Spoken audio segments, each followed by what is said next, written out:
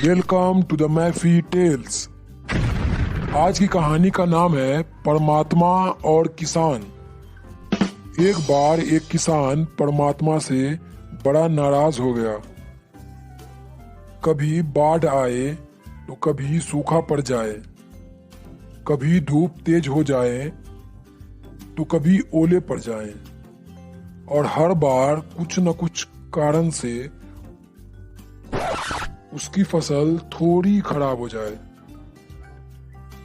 एक दिन बड़ा तंग आकर उसने परमात्मा से कहा, देखिए प्रभु, आप परमात्मा हैं, लेकिन लगता है खेती बाड़ी की आपको ज्यादा जानकारी नहीं है।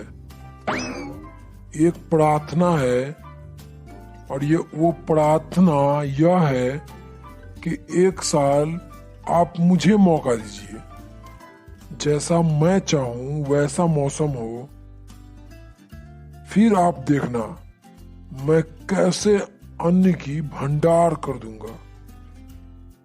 आप सुन रहे हो ना परमात्मा? परमात्मा सब सुनने के बाद मुस्कुराए और कहा, ठीक है, जैसा तुम कहोगे वैसा ही मौसम दूंगा, और मैं बिल्कुल भी दखल नहीं करूंगा। किसान यह सब सुनकर बहुत खुश हो गया और उसने गेहूं की फसल बो दी।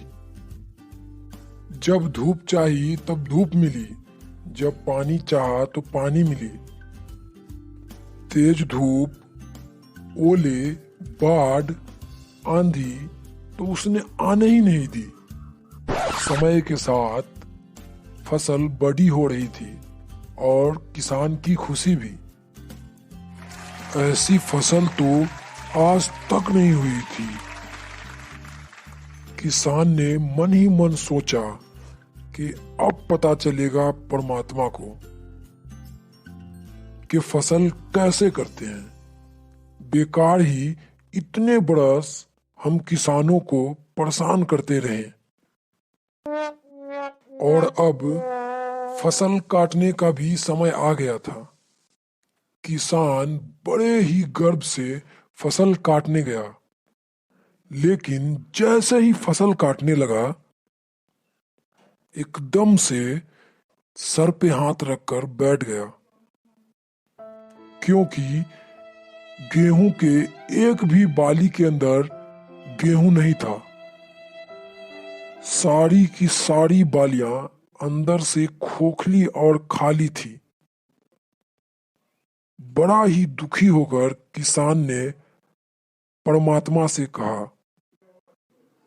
प्रभु, यह क्या हो गया?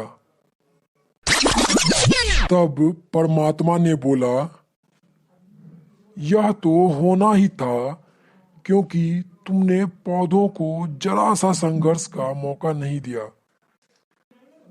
न तेज धूप में उसे तपने दिया, न आंधी ओले से उसे जूझने दिया। उनको किसी भी प्रकार की चुनौतियों से दूर रखा। इसीलिए सब पौधे खोखले रह गए। जब आंधी आती, तेज बारिश होती, ओले गिरते, तब पौधे अपने बल से खड़ा रहता, और पौधे अपना अस्तित्व बचाने का संघर्ष करते, और इस संघर्ष से जो बल पैदा होता है वही उसे शक्ति देता है, ऊर्जा देता है, और उसकी जीवंतता को उभारता है। सोने को भी कुंदन बनने के लिए आग में तपने, हथौड़े से पिटने, गलने जैसी चुनौतियों से गुजरना पड़ता है, तभी उसकी स्वर्णता उभरती है, उसे अनमोल बनाती है।